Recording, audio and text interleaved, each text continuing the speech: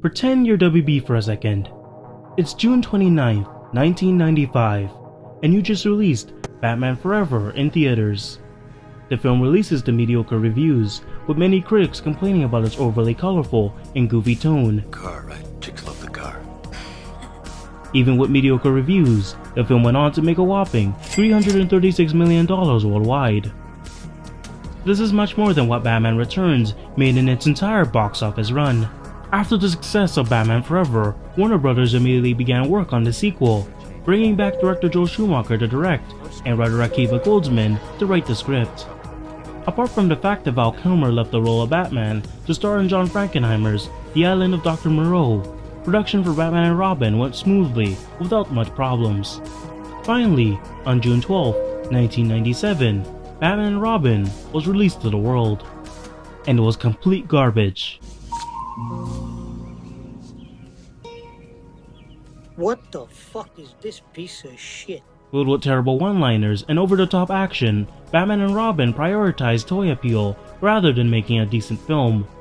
The film was basically one giant advertisement for consumer products. According to Chris O'Donnell, he felt like he was filming one giant toy commercial rather than a movie. After the failure of Batman and Robin, the WB put the Batman franchise on ice as they decided what to do next. At this point, Warner Bros. Has three options. Option 1 was to get rid of Joel Schumacher and Goldsman altogether and continue the Burtonverse with a new director and writer. Option 2 was to keep Joel Schumacher and allow him to make his proposed third Batman film, Batman Triumphant, which was supposedly darker than his previous Batman films. Option 3 was to completely start fresh and abandon the Burtonverse, otherwise known as rebooting the Batman franchise. In the end, WB chose to reboot everything. Unfortunately, that meant getting rid of Joel Schumacher altogether. But you can't do this to me. You know how much I sacrificed?! Many film pitches came in after WB's decision to reboot. One idea pitched by Paul Dini and Alan Burnett was a live-action Batman Beyond film directed by Boaz Yakin, who at the time was known for films like Fresh and Remembered Titans. The project eventually fell apart, with Boaz instead deciding to move on to other projects. Director Joss Whedon also pitched a Batman film to Warner Bros. The film would have heavily focused on Batman's origins. However, Whedon was more interested on focusing on the Bruce Wayne side. The project never made it past the pitching stages. According to Joss Whedon, he did not get the reaction from the WB execs that he was expecting. After I finished pitching it, they looked at me like I was a video fishbowl.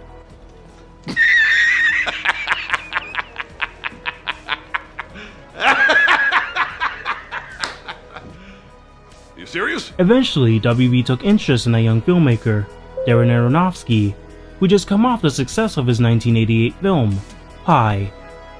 WB had actually worked with Aronofsky before. During the making of his film, Requiem for a Dream, Aronofsky was tasked on working on a film adaptation of Frank Miller's 1983 to 1984 comic series, Ronin. The story centered on a 13th century samurai being reborn in a corrupt 21st century version of New York City. Aronofsky worked on the script with Frank Miller. However, the idea never made it past the script stages. When asked how he'd handle a Batman film, Aronofsky joked, "I told them how to cast Clint Eastwood and shoot in Tokyo, doubling as Gotham." Apparently, that was more than enough for WB to give Aronofsky the keys to the Batman franchise. With the help of Frank Miller, Darren began work on his Batman script. His script primarily drew upon Frank Miller's 1988 retelling of Batman's origin, Batman Year One. The script also drew upon several films such as Death Wish and The French Connection. Instead of making a direct adaptation of Batman Year One, Aronofsky decided to strip Batman down to his very core and completely overhauled everything we knew about him. In this iteration, instead of Bruce traveling the world after the death of his parents, this version of Bruce Wayne loses all his fortune and becomes homeless. He is then taken in by a man named Little Al, who runs an auto repair shop in Gotham City. Over the years, Bruce would witness the corruption and deterioration of Gotham until eventually he decides he's had enough and takes up the mantle of Batman.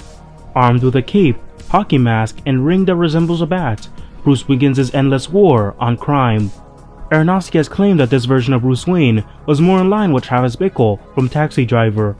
The reason for this massive change was to give us a version of Bruce Wayne who truly saw what the citizens of Gotham were going through. In most Batman stories, Bruce Wayne travels the world, learning from different people with a mastery of different skills. Eventually, after 5+ years of this worldwide journey, Bruce would master almost every fighting technique known to man, master the art of speed reading, become a master detective, and master escape artist, etc. Instead of learning to fight through worldwide travel, Aronofsky's Batman instead learned his skills through various books. His version of Batman also employed many chemical-based weapons into his fighting style. Aronofsky's Batman was very much DIY. This was perfectly reflected in the Batmobile, which in the film was a modified Lincoln Continental, and the Batsuit, which was cheap and homemade. The Batcave was also an abandoned train station, unlike the traditional cave from the comics.